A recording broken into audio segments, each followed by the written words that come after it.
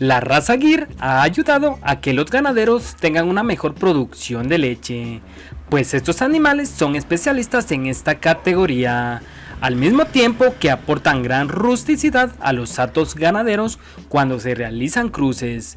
Un cruce muy popular es la raza Gir por Holstein, denominado Gir Holando. Las bondades de la raza Gir, por mencionar algunas, son comportamiento manso, resistencia y adaptación al estrés calórico, excelente habilidad materna y excelente producción lechera. Fazenda Figueira, ganadería especializada en la raza Gir y Gir Holando en Brasil, una de las ganaderías más premiadas por su alto potencial genético en Brasil. En la descripción del video te dejaremos los datos de contacto. Por favor, suscríbete y dale al botón de me gusta. Gracias por vernos.